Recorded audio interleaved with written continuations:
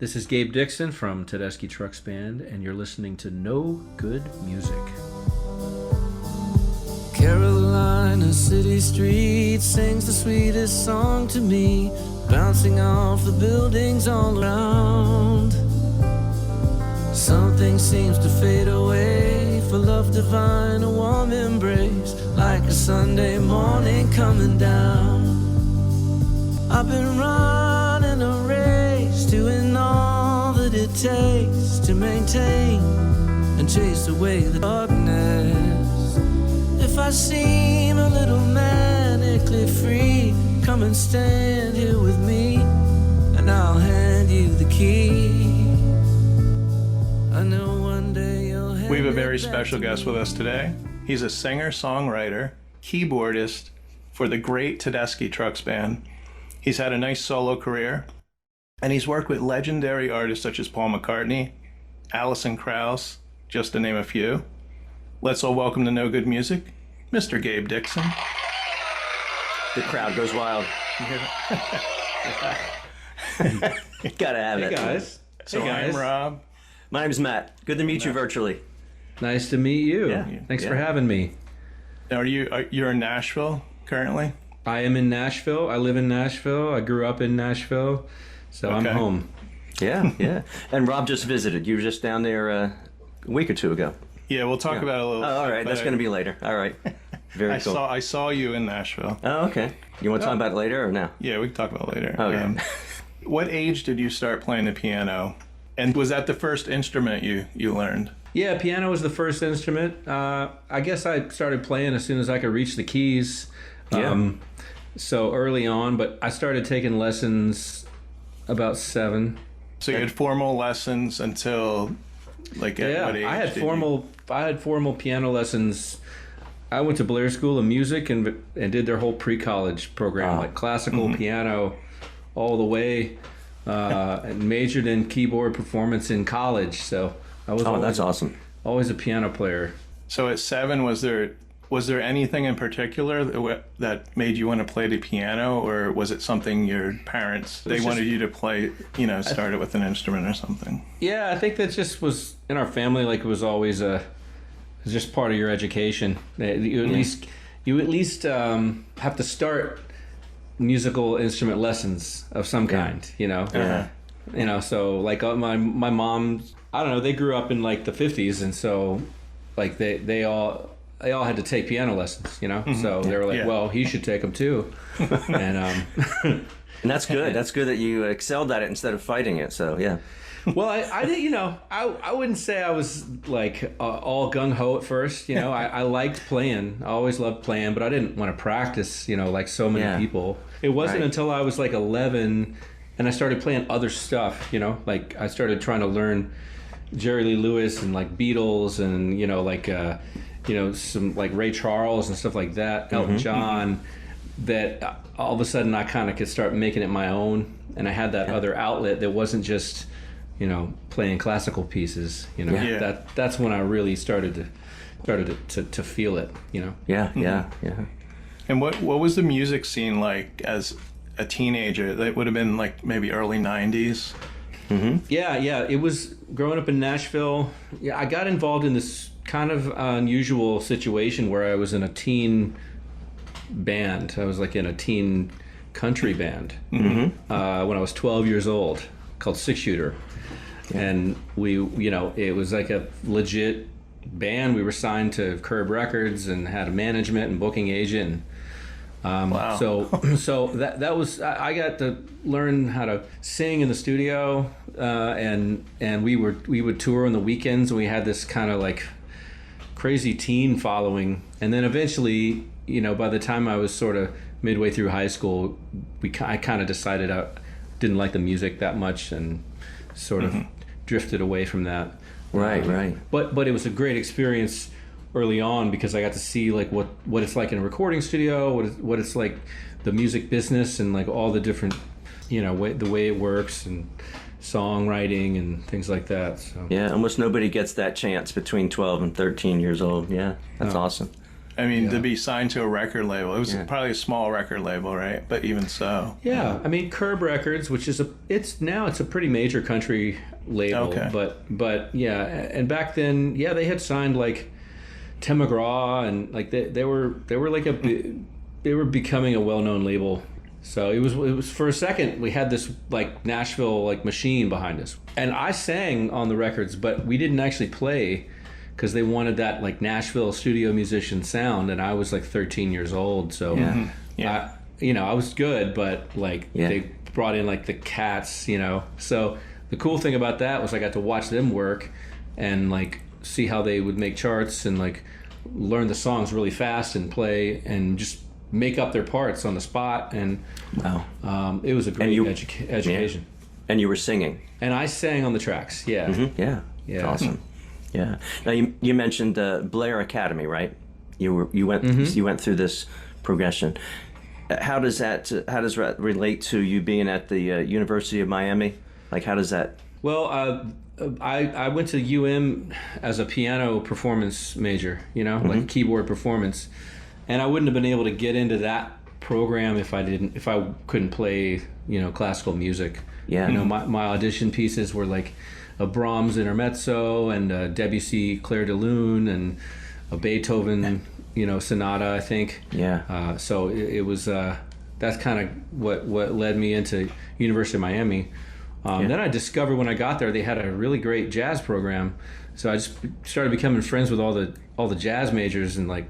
That were and life changing, huh? Studying that, yeah.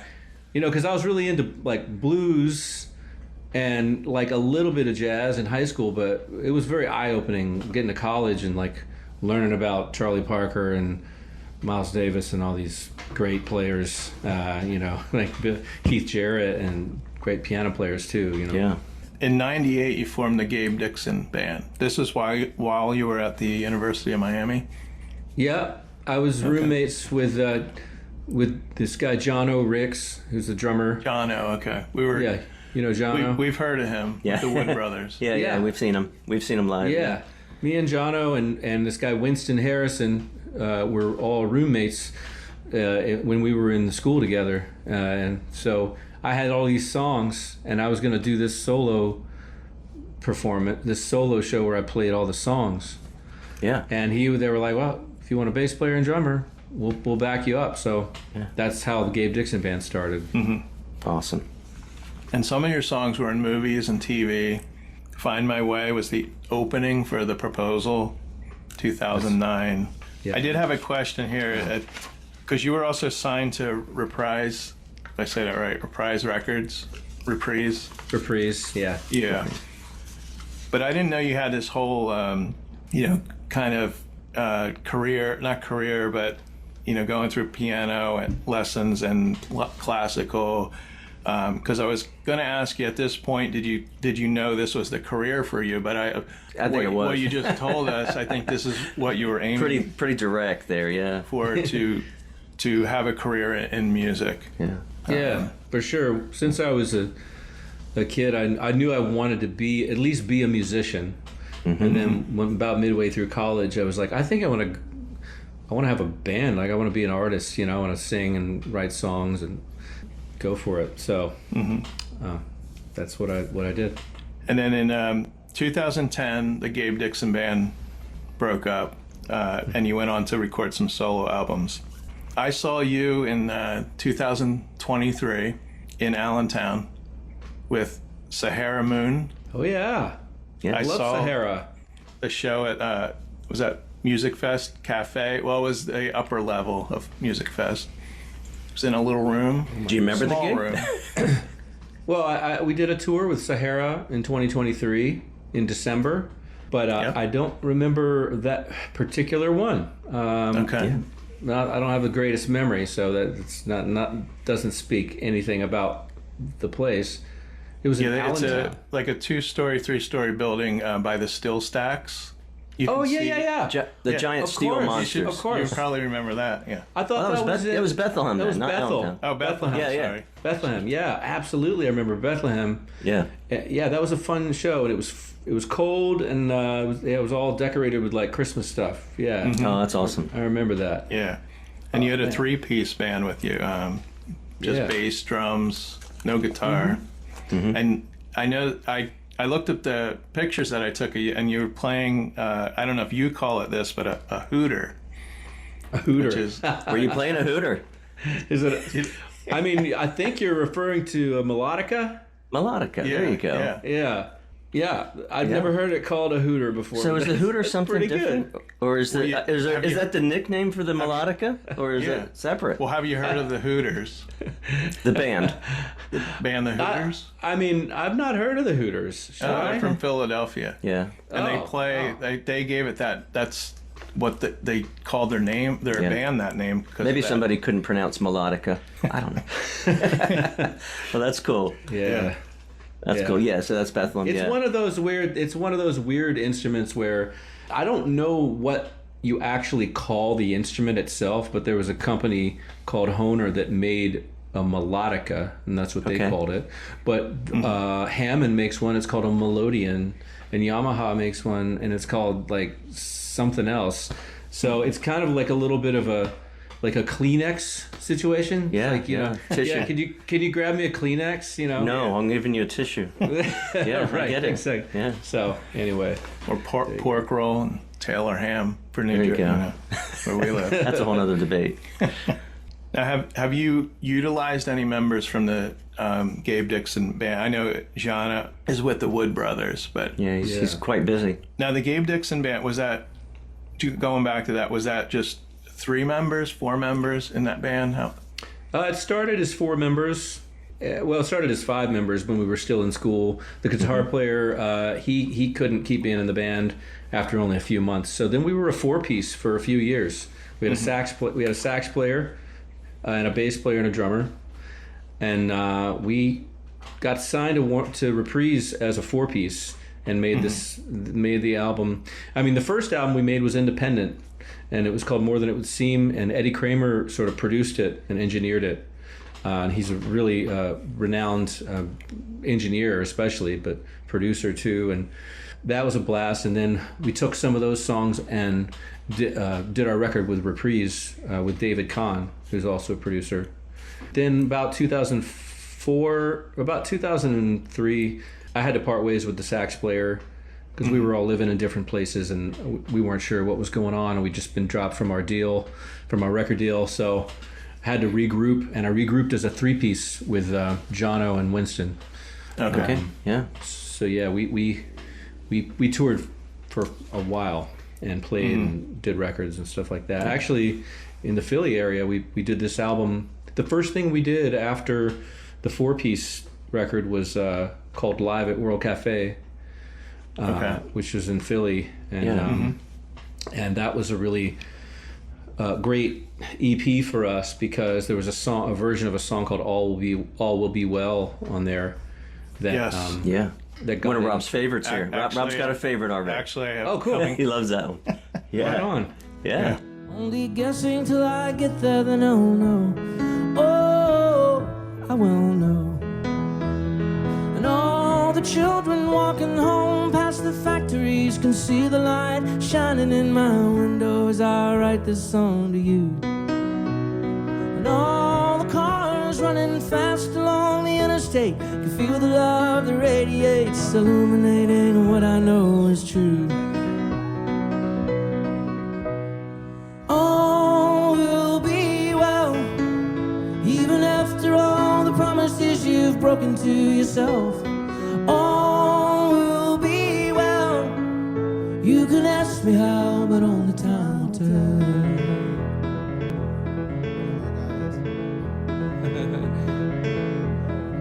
The winter's cold, but the snow still lightly settles on the trees. It got on a couple of TV shows, and people really started to like that one. So it was a nice sort of restart for the band. Mm-hmm. You wrote that, you wrote that completely, right? I wrote that mostly. I wrote most of it in Asheville, North Carolina, and then I actually co-wrote the rest of it with Dan Wilson, who's a great songwriter up in Minneapolis.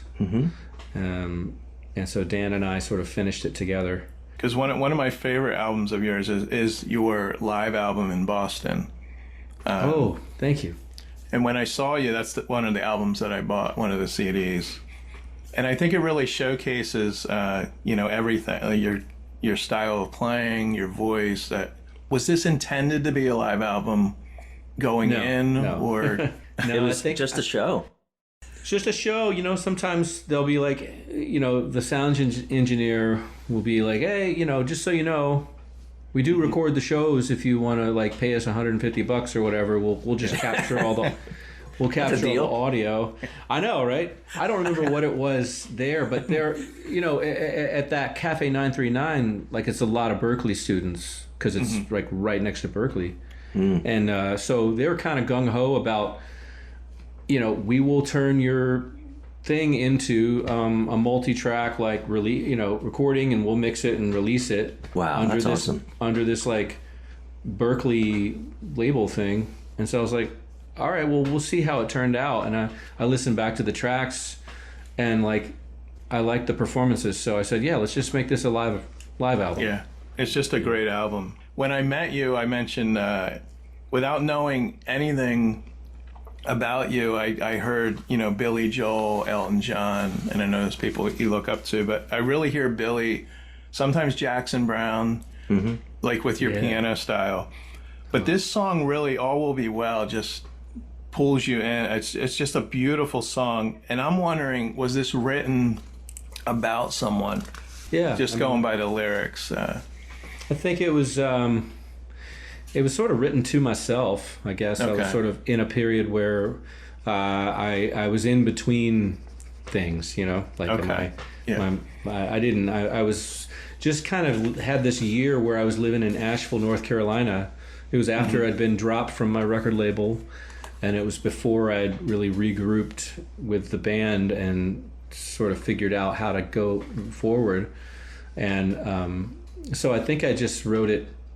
I tried to write it as a folk song, except I don't play guitar, so I just tried to play the guitar part on the piano. Yeah. Yeah.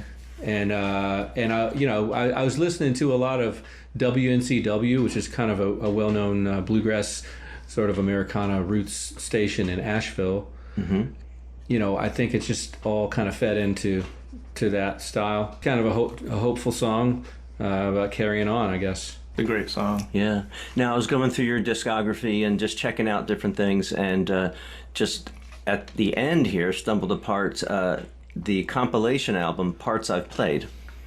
Yeah. I'm trying to figure out why it's called a compilation album, because typically, it's not going to have your name on it. It's going to say various artists and stuff. So is this, is Parts I've Played, is that an album, is that you call it yours?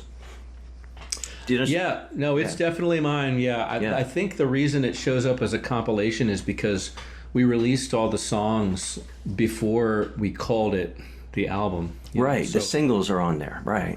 Yeah, we've got some single, we've got like a single, and it's basically 2 EPs that I released digitally a year or two leading up to it, and one instrumental that was just a single. And I just decided, well, let's just turn them into an album. So I really like it. Listen to it on the way over here. And cool. I really like that album, but it's new to me. I've just started listening to it. But for Apple Music, the streaming element of it, when you have it starts with you and then your albums, it doesn't put it as your most recent. It should. That's what I was looking for. You scroll down 2 more levels, and there it is, compilation album. So it's not giving you it's not right up there with you for Apple Music streaming. Just so you know that.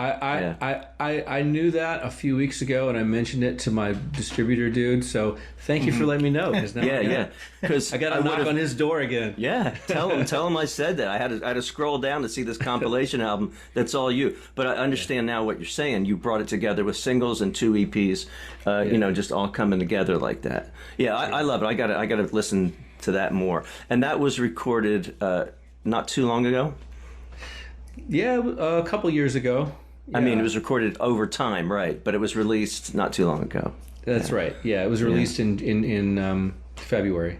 Yeah, that's awesome. Or no, is that right? January, something like that. Yeah. I tell you what I did is I released it as a vinyl first last year, and then I decided to release it digitally too. So it's such a strange landscape in music now that I'm just trying some different things, you know. Mm-hmm. And I'm taking the same approach with my new stuff. You know, I released 2 songs this year already, just as singles, and I've got a third one coming out on Friday. And then I just did these recordings with Oliver Wood and some other guys in the studio. So I'm just going to kind of like release these as singles sequentially and like then just put them together afterwards and call it an album. Yeah. You know, just why not? Yeah, that sounds good. Yeah, we love the Wood Brothers too. Their most recent album, it's a very daring lyrics, don't you think? The subject matter and stuff. Yeah. Oh, I love it. Yeah, absolutely. Yeah. I've always loved that band, especially just, well, the musicianship, but especially the songwriting and just the whole flavor of it. I love Oliver's songwriting, and he and I worked, we wrote all 4 of my new songs that we just recorded last year. He and I, and we sort of co-produced this project that we're still finishing up. So great. I have so much respect for him and Jono, and as a guy who I was a major fan of Medeski, Martin, and Wood. Oh, me too. Coming up in the 90s, you know, I started becoming a fan of theirs. I saw him in '96 or so. Yeah. Yeah, it was awesome. I was right up front at JMU in Harrisonburg, Virginia.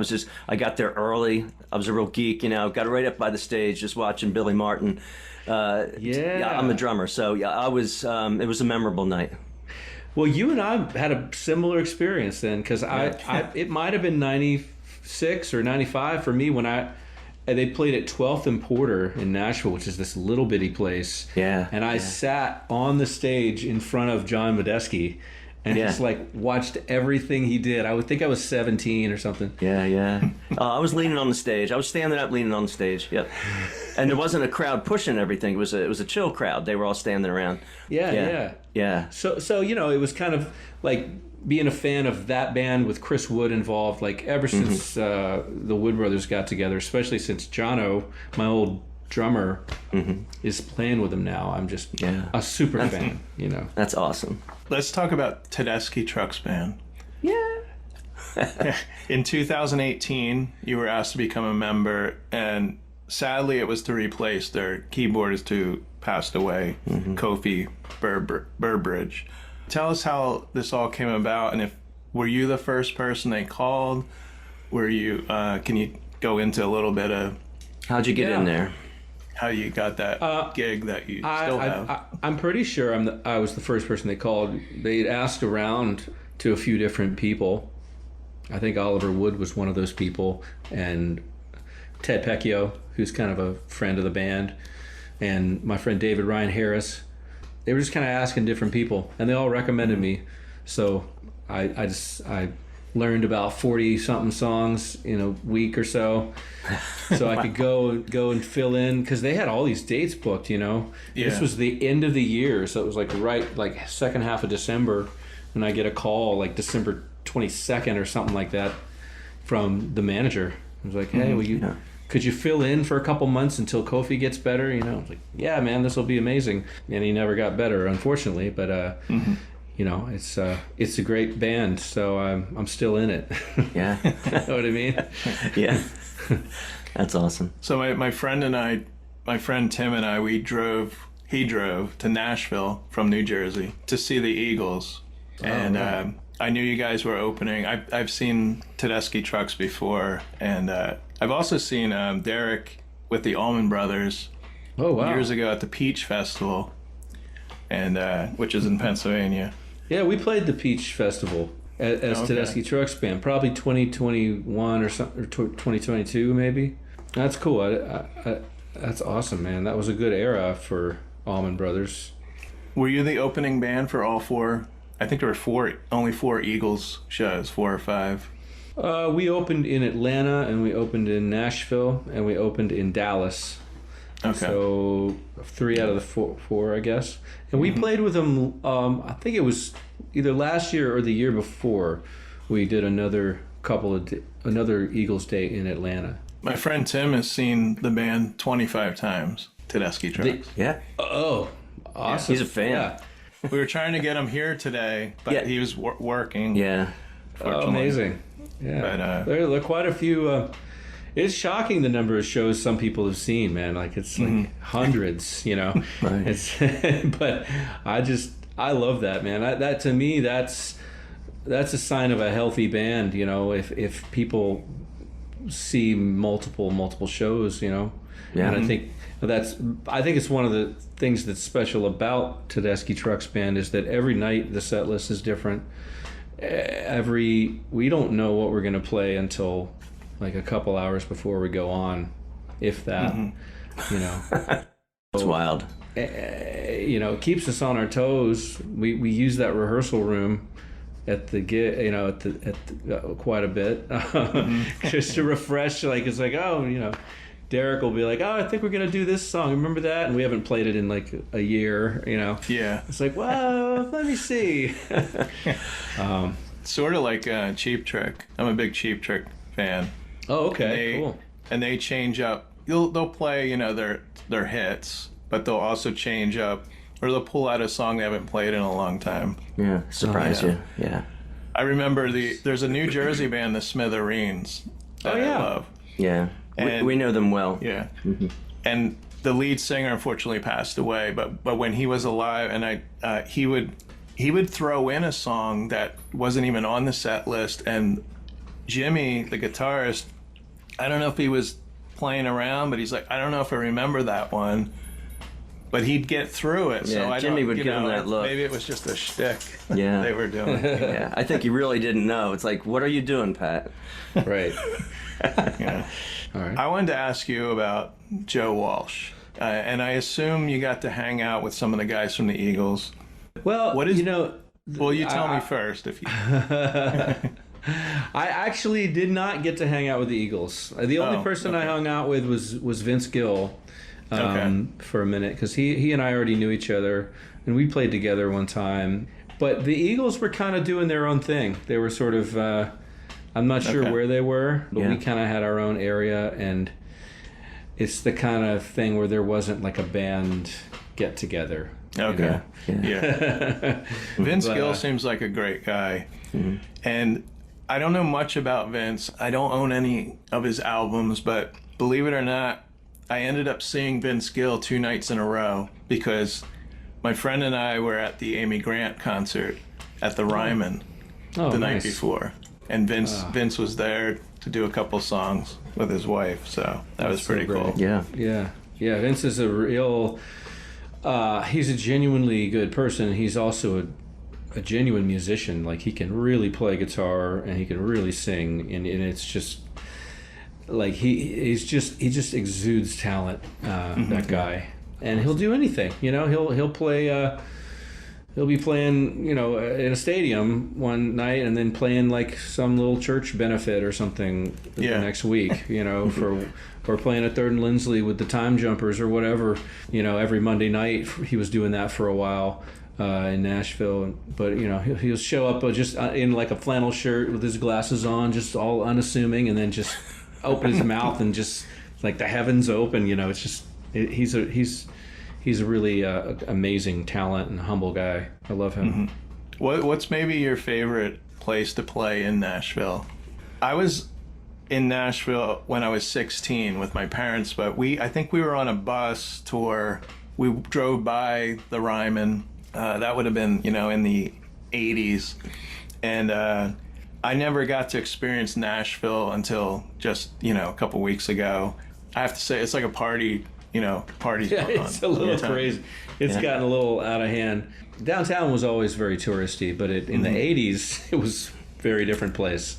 Yeah. In the Country. 80s, there's still a lot of country there. Like, it seems like every country star has his own like bar her own bar downtown now. But like in the 80s, it was a little bit like not too different from like New York in the 80s, you know, where it was a little more seedy, and you had like strip clubs and like peep shows and stuff like right downtown on Lower Broadway. And the Ryman was kind of just practically condemned at that point. I mean, it was like vacant. There weren't... Yeah, I don't think anything was going on. We drove by like it was a relic, you know, like it was... You know, it might have had a couple like broken windows, if I remember correctly. Like, there were like pigeons living in there and stuff like. Yeah. But so they reopened the Ryman like back in the 90s, and it's a good thing they did because it's such a special venue. Yeah. But I don't remember the question you were trying to ask me. Your favorite place, I would say, like it's like that small place for you, like you to play.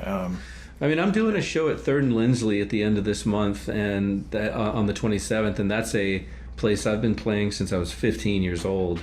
Like I was loading my Hammond B3 organ in and out with my dad, like playing in different bands back in all through high school, you know. So that place is special to me just for that reason.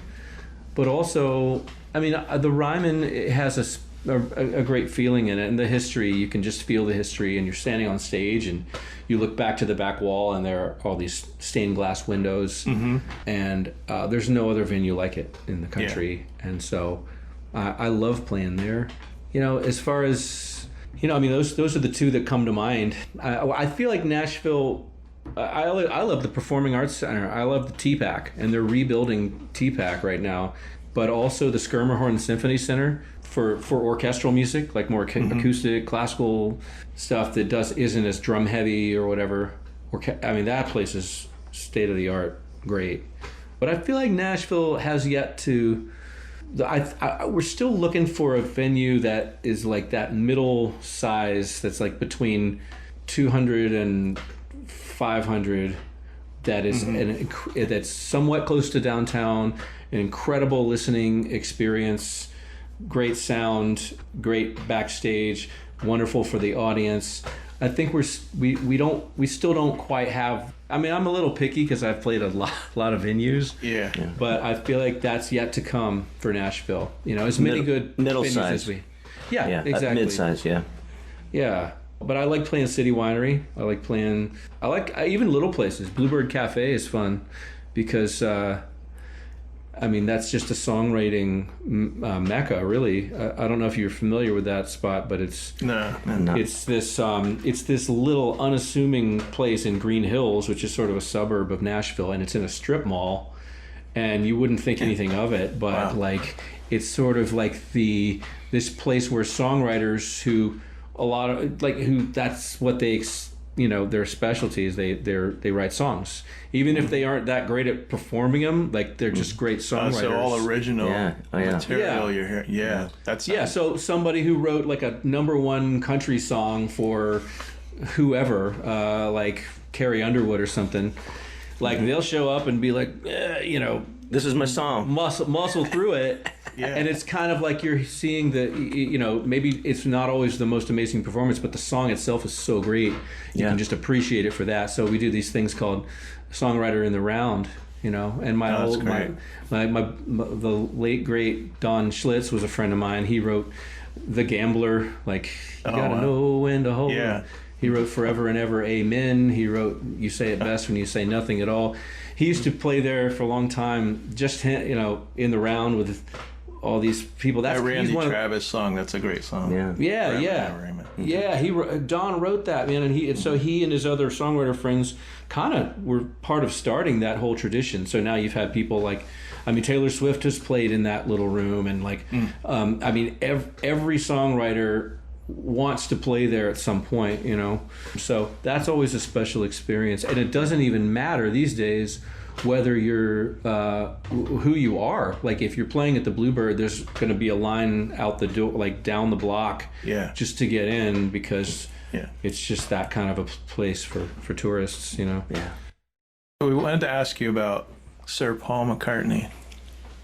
Sir, you performed with him at the concert for 9/11, but you also were on one of his albums.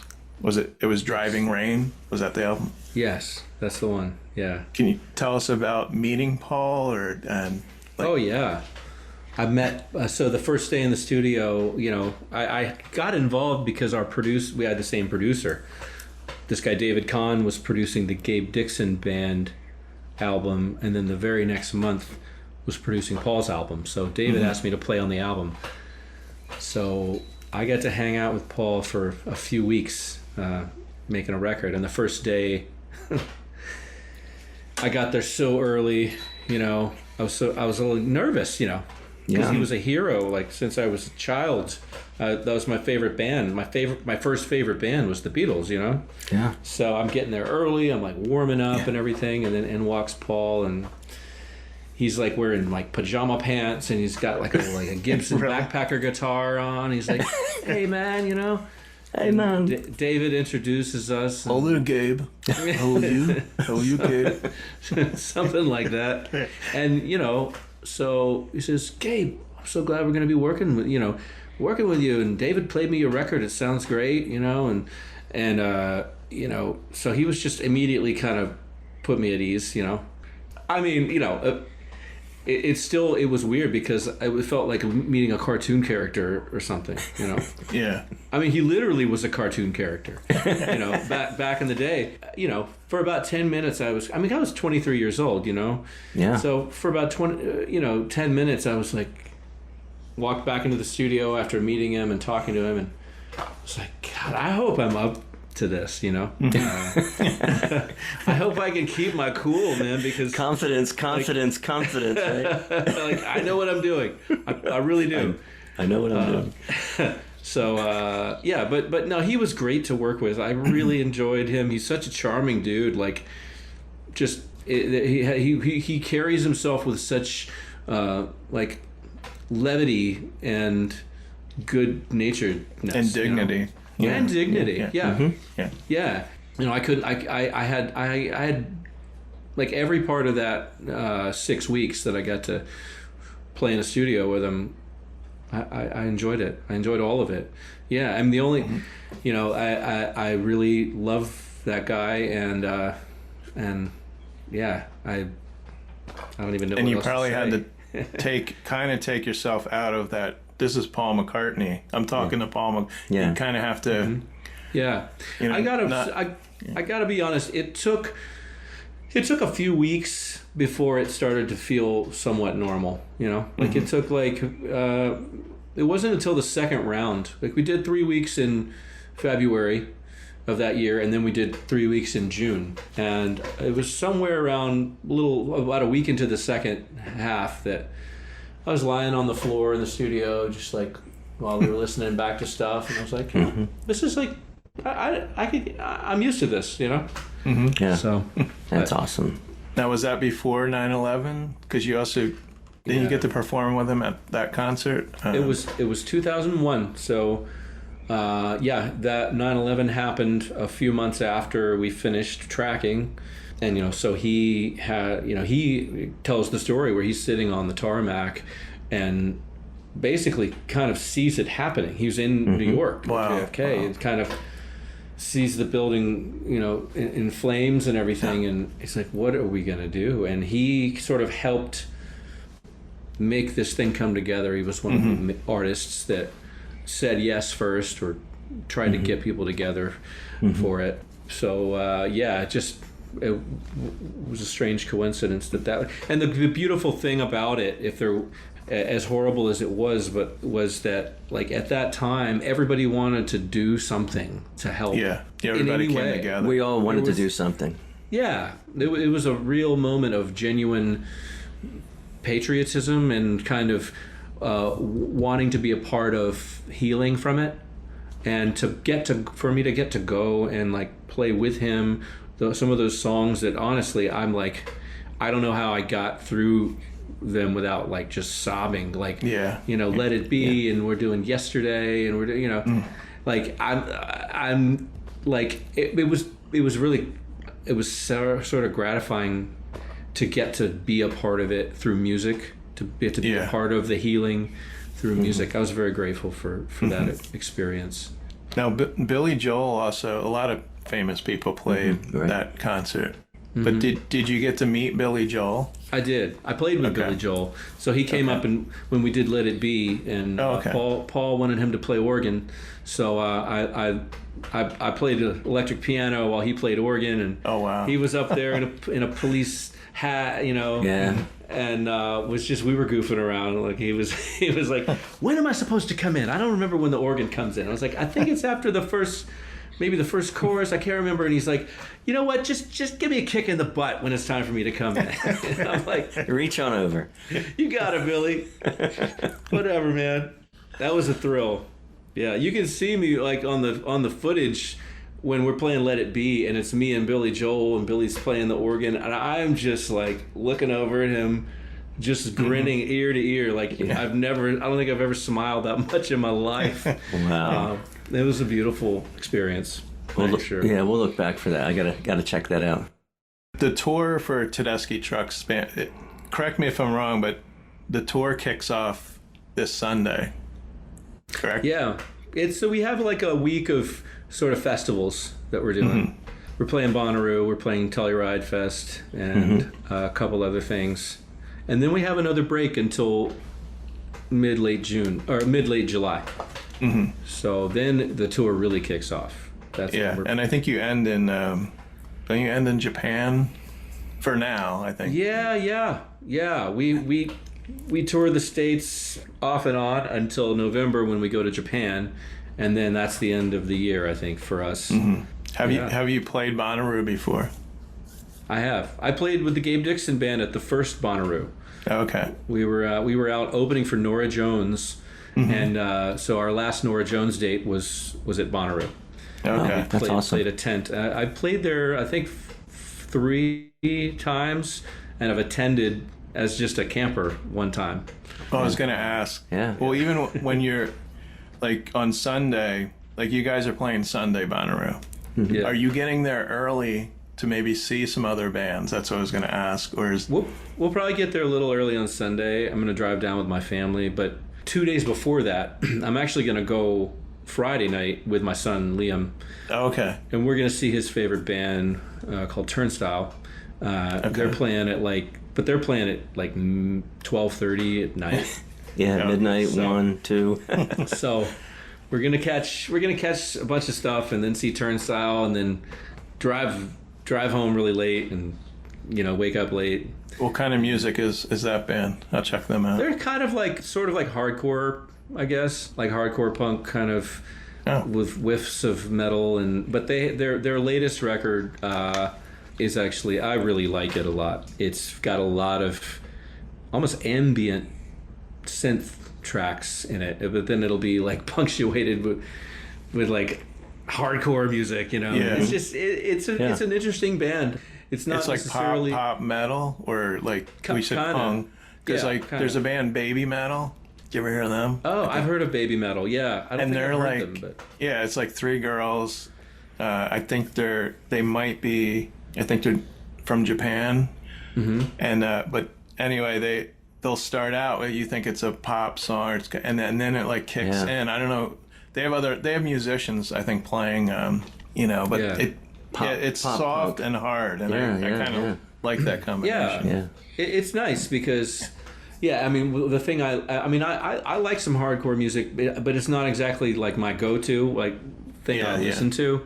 But Liam turned me on to this record, and I like the fact that it's heavily melodic. I love great melodies, and so these are actually great melodies, really good lyrics, and interesting instrumentation and production. So I have to respect that. You can tell they put a lot of work into it, and it's a little, to my ears, it's a little more interesting than their previous stuff, but others would disagree. Like others are like, oh, this record's not hardcore enough, but I think they've struck a nice balance, so we're gonna go see them Friday night. Now as you're touring, I was thinking there's 12 members in the band, and touring, I think 6 would be enough to keep track of and keep schedules or keep track of each other.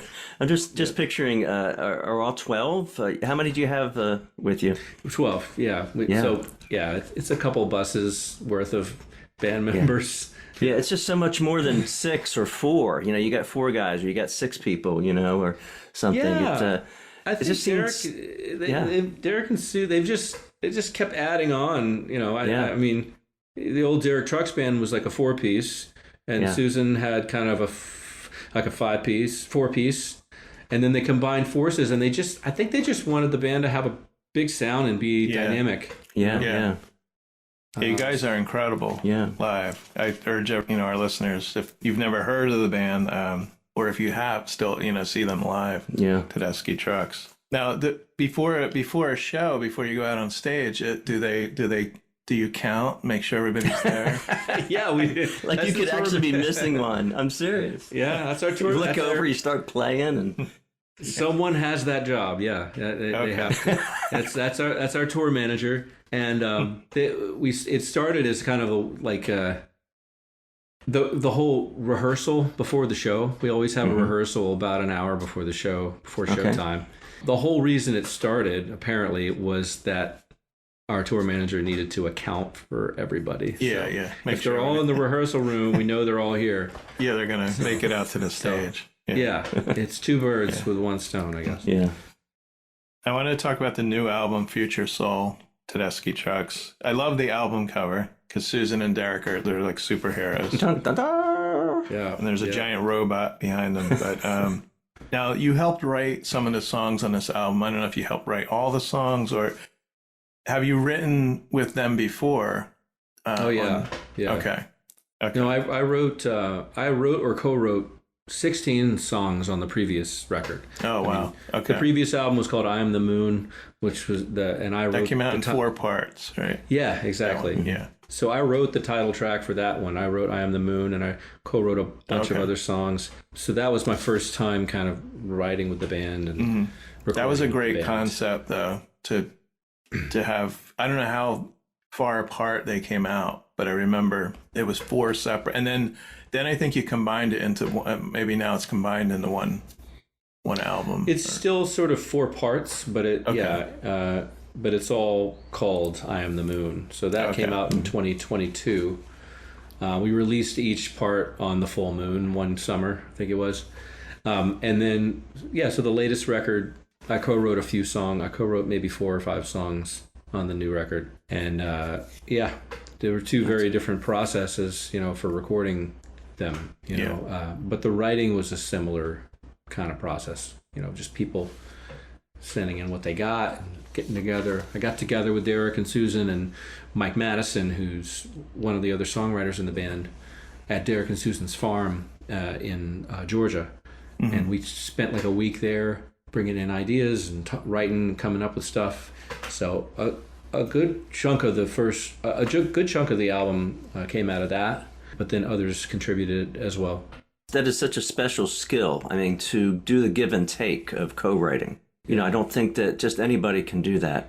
It does take practice. So that's just awesome to hear. It's a whole special skill to be compromising, to be able to, before the compromise, throwing out these wild ideas. It's constant thinking out of the box and knowing that this could get shot down and this isn't, but this is good. You gotta be. Yeah, you have to kind of detach yourself from it a little bit, and that's one thing I learned from about 2013 through 2018. I was writing as a writer for a publishing company in Nashville, so I was, as an effort to try to be home when my kids were growing up. I was like, maybe I could write songs for a living, So I did a lot of co-writes. I mean, I would sometimes do a few weeks I did like 5 co-writes a week with different people who I'd never met before, Wow. So that, I think it is a little bit like a muscle, like that whole, like you said, the give and take and the compromising, because I'm of the opinion that you can't really, if you're co-writing with somebody, you got to compromise. Like that's the idea doesn't make it if both people or if all 3 people or whatever don't agree with it. It's like, okay, yeah, that's good. Okay, what about the next line? So when you have people, you can't be a railroader, as I like to call them, and have people want to work with you for very long. Some people come in and it's just like my way or the highway, and it's like that's not a co-write, Yeah. So it's been a beautiful process with Derek and Susan and Mike. We sometimes Falcon, Tyler Greenwell, he and I have written some stuff together, and Mike and Derek and Falcon, and it's. I don't know, there's no rhyme or reason to it, but the core songwriters in the group have been me and Mike and Derek and Susan and Tyler. But it's got to be interesting writing for 12 people, and because not that they're playing the entire time during the song. You know, like the horn section might come in, but that has to be a different dynamic than just writing, you know, for bass, guitar, drum. Yeah, well, I think that when the horns and the vocals come in, like, that becomes more about the arranging and the production of it, you know. Accentuates what's already there. It's not necessarily part of what makes the song most of the time. Like, you know. Yeah. Accessories, yeah, unless it's like a really specific part that's, you know, the song would not be the song without it. Yeah. You know, like usually for me, it's all about getting the lyric and the melody and the structure of the song together. It needs to me, it needs to be able to be played by one person and one singer and an instrument, and still be impactful for it to be a good song. You know, I like that. Like as a drummer, whether I play drums or it's done without drums, it's still the same song. It's really the drums would just be an addition to. Yeah, I hear what you're saying. Yeah, and I mean, it's still the same song. Yeah. Right. I mean, there are exceptions to that, but like that's my general feeling on songwriting is that it's the lyric and the melody, you know, for the most part. And like if you like, this might be extreme, but like if I can stand there and sing the song even without accompaniment, just a cappella, like that's a song to me. Yeah, and I'm touched. That's a song. Yeah, exactly. Yeah. I look for that in like a hook in a song or something that catches your attention. Like the song Hero. Did you have a part in writing that song? Blows me away. That song. That's Hero. A great one. And Susan's voice, like, oh my God, it's because that's another one where it starts out slow and builds up a little bit. Yeah, that was actually a Tyler Greenwell. He wrote most of that one, I think. Yeah, I think that was Tyler and maybe Derek, or Tyler and Susan, or maybe it was just him. But the line, remember. I think it's I'm not a hero, I'm a zero. Like I'm not your hero. I'm number zero. Yeah. I don't know. There's something about that. Such a great song, man. Like, yeah, and it's so simple. Like I have like a 9-year-old son, and that song basically has gotten him back into playing guitar. Oh, really? Wow. Because it's just 3 chords basically, and so I'm like. I feel like that's another mark of a good song is if most people could play it. Like I feel like that. Like if you can make it simple and good, like that's it. Yeah. That's it, man. Like Hotel California. Yeah. Right. I can play. I can't play. Like I can play Bob Dylan and stuff like that on the acoustic, but Hotel California is like wow. Yeah. I get. Why didn't I think of that? Yeah, right. It's like why didn't I write that? Like you don't realize that it's not that many chords. I mean, if you're doing it acoustically, but you know. Yeah, that's true. But I have one more question for you. Okay. And it's who is one person you've loved and admired over the years, and finally got to meet? It might be one of the people we talked about. Could be. Or maybe there's someone you're still hoping down the line you'll get to meet. Maybe even record with or open for or, you know, play with. I mean, there are a lot, I'm sure. This comes to mind just because it happened so recently. This is kind of random, but my friend Ed Toth is the drummer for the Doobie Brothers, and he has been for like 21 years or something. Wow. And we kept in touch loosely, but we had coffee last week, and he was like, yeah, we're in town, we're rehearsing for the Doobie Brothers tour, you know? And he's like, if you want to drop by, you know, we're rehearsing at the rehearsal spot. And Michael McDonald's touring with him? And Michael McDonald's touring with him. And I didn't know what it would be. I thought, you know, so I show up, like, it was like Friday, I think, and I just get in there, and it's like just me and the crew and the Doobie Brothers. And let's just like... They're sitting there, and it's their last day of rehearsal, so they're just going to run the set. And I'm like, I get in there, and it's the original dudes, the original guitar players, Michael McDonald, John Cowan, amazing singer, bass player, is playing bass with them. My friend Ed on drums. This incredible musician playing guitar, and I forgot his name because I just met him once, but he's a legend himself. And I just sit there and I'm like, oh, maybe I'll just listen to a couple songs and then just like leave as I would do. I couldn't leave, man. Like, they did their whole set top to bottom. Wow. Like, I wouldn't leave. Fool Believes, China Grove, like all of their. I got a private concert. I'm just like on the couch there, like with my little headphone mix, like listening, and it was like, holy, oh my God! I'm like watching the Doobie Brothers do their thing. That floored me. Like seeing Michael McDonald sing "What a Fool Believes" and all of his songs, like all the hits. Like they had, they did. I don't think they did. I keep forgetting, but they did. It keeps you running. Keeps you running. Yeah. I mean, did that. I'm like, it's weird because I just brought up that song in a podcast we did a couple weeks ago. I don't know. I don't know what I was talking about, but I said that would be has that song ever been in a Dunkin' Donuts commercial or something? Yeah? It keeps you running. Right. Yeah, Dunkin' Donuts. There you go. Wow, there you go. Dunkin' Coffee. Yeah. That is a special experience. I don't think any of us would have like said, I'm gonna go home. Oh, I know what I was talking. I was talking about the there's an anniversary album coming out. And I think it's Taking It to the Streets. Okay. It's like 40th, 50th anniversary. They're putting out special vinyl and stuff like that. Yeah. Yeah, they did that one. I'm like, I'm just like pinching myself. Like, it was really fun. And I think last year we played in Bridgeport, me and Tedeschi Trucks Band, and we we had Steve Winwood opening the shows for us. Yeah. And so he sat in with us, and I got to talk to him, and that's another kind of surreal thing. And we had a weird story with him because he was living in Nashville when I was growing up in Nashville. So one time my sister was having a birthday party at the Brentwood Skate Center. So random, but and so we're there celebrating my sister's like 6th birthday. And there's Steve Winwood across the room. And I'm like, oh my gosh. And my mom's like, that's Steve Winwood. You got to go introduce yourself. And I was probably 14 or something. Yeah. So I go over and I meet Steve Winwood. And I'm like, hey, I'm a keyboard player, And he's like, oh, what kind of keyboard do you play? And he was really nice to me. And it was really cool. And I told him about that happening. I was going to ask. When I saw him last year.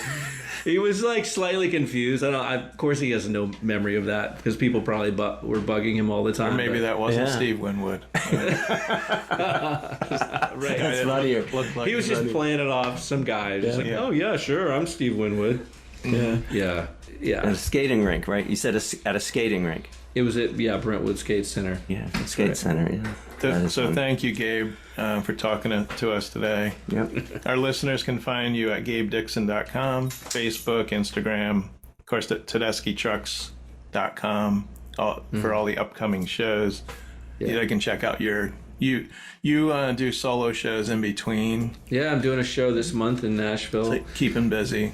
Yeah, absolutely. Always. I'll do a tour with my trio probably next winter. Okay. So, always keeping busy. Well, if you come our way, we'll come see you. Yeah. Where are you, by the way? I didn't quite figure out if you were in. I'm Philly in area Washington, New Jersey, but he's in Bethlehem. I'm in Bethlehem. They're the Steel Stacks where you played. It's about 45 minutes west of here, so over the Delaware River. So we're right now in Washington, New Jersey, west side of Jersey.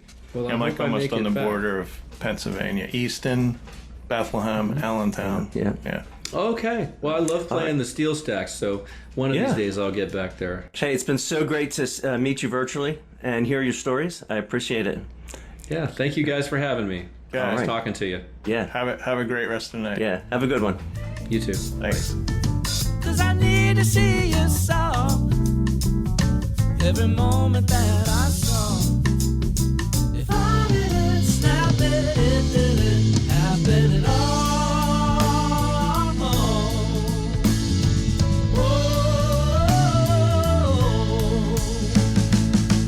I'm a little bit more distracted, feeling overreactive and alone. Missing out on the moment passing, head down and I'm sinking like a stone.